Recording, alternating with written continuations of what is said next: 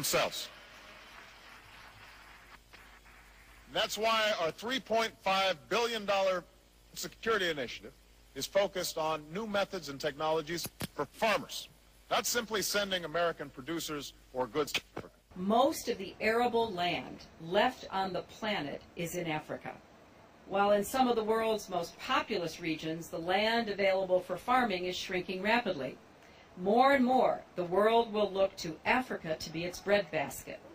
And I hope that when the world looks to Africa to be its breadbasket, it is Africans and African farmers who will profit from becoming the world's breadbasket. California's Central Valley is considered by many to be the richest and most productive farmland in the nation. But this land is being threatened by this small, harmless-looking minnow called the Delta smelt. Recently, it has landed on the endangered species list, prompting a federal court to shut down vital pumps to farmers to help preserve it. All the farmers along all this land, which is 2/3 of the state of California, have depended on water to grow their crops. But the water's turned off here, so none of these farmers can expect to get any water. That's correct. 2 years ago, I wouldn't have been able to do this. This was a canal full of gushing water, irrigating the farmland here in the San Joaquin Valley. But as you can see, it is all dried up. The pumps were turned off after environmentalists won a federal court case. What we have today is a man-made drought brought on by laws passed by Congress to where we're taking the breadbasket of the world and starving it of water to save little fish, which is outrageous. We've tried everything from doing bubbles and lights to prevent the fish. We've even asked for a peripheral canal. They're close to all these ideas. I think that when the Endangered Species Act was put on, it didn't take humans into consideration. I don't know what they want us to do. We tried to get the attention of the administration. Mr. Salazar was gracious enough to fly over our valley, but didn't land. I don't know why. There's plenty of place to land now, you know, because there's no farming going on. Yeah, but it's pathetic. But this is not funny. I mean, this is a little minnow fish, and literally farmers their farms are becoming worthless. Their crops are dying. Their trees are dying. You can't bring these back.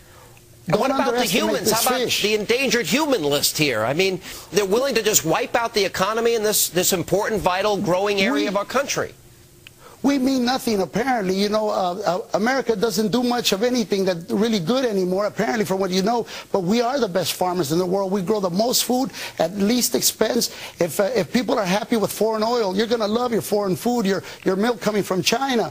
What we're saying here is, why do this? You know, they don't understand that without the food that we grow in the valley, your prices are going to go up. It's not going to help the economy. Putting 80,000 of us out of work is not going to be a good stimulus package. I appeal to Mr. Obama to consider and look at us. I hope he does. He's certainly not going to listen to me. Maybe you'll have more of an opportunity to speak to him. Let me ask you this. Go ahead. Let me remind everyone that fish, they have powerful lobbies, but they don't vote. Fish do not vote. We do. And we're going to remember this when elected officials. We need those federal pumps open yesterday. We need the water desperately. I can't believe this is solely un-American. They passed this law without putting into consideration our lives. We live there. Paul, this is serious stuff. This is not a laughing matter. I mean, you're known for being a great comedian. Look, in the past, it's very interesting.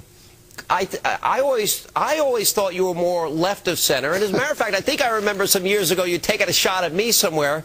I don't remember laughing. Well, but this has changed your political. You're big enough to take it. What? This has changed, not only this has not changed my political point of view, it has changed everyone around me. We have always been lifelong devoted Democrats. I supported Mr. Obama. You know, I'm part of the I Love You, Mr. Obama group. But that patina is starting to fade. I want my lover to call me. There's 80,000 of us over here hoping to get some reciprocation here. Listen, we need to continue to farm, and we need that water open badly. I appeal to Mr. Ken Salazar, the Interior Secretary, to please land this time. Talk to us. Come see us. Look at the faces that you're affecting. Some towns in the area are now facing unemployment rates of up to 40%, and many residents are now forced to visit food banks. But the people of that great area, they've had enough, and they are speaking out tonight. And joining me live from California is Congressman Devin Nunes and comedian and activist Paul Rodriguez. Guys, I don't know if we can get a shot. It looks like you have over 1,000 people there. Is that right? Well over 1,000 shots. This is a a testament of your message is getting to these people. You know, they've been out here for hours. The only water this field has seen is our sweat, but it's more than we've gotten from the government. Yeah, well, look, Paul, we've had you on about this before. I want you to tell the entire story because it's almost unfathomable. Literally, farms are drying up. People don't believe it. Go ahead, tell everybody. Well, the problem with this is that the environmental laws, they're not flexible at all. The very judge that pushed this order that cut off the water said that there was no swivel room to make accommodations for human beings. You know, this fish apparently takes high priority. All the water has been held back, and we're left with nothing but right here where we're at. This used to be an almond orchard. We grew some of the sweetest almonds ever. Now it's firewood. Do you want some? Nobody believes it. How I got involved is because my mom is from here. Literally, these farmers, their farms are now dried up. There's no water. There's no production. People are losing their job. How many people are out of work there? Well, you know, the system varies, but a lot of people here aren't working. That's why we're here. You know, we're here to show America this is our own town hall meeting here, Sean. This is, you know, we're so wrapped up in this issue, we don't have time to worry about health care because everything around us is dead. Our way of life is dying here. We've tried to have the administration come to see about us. We haven't heard. They sent the Secretary of the Interior here. He gave us some nice lip service and said, oh, we're going to do this, we're going to do that. But at the end of the day, we didn't get no water. Our fields are drying out. Something has to be done. Now, Congressman, first, Paul, you were an Obama supporter.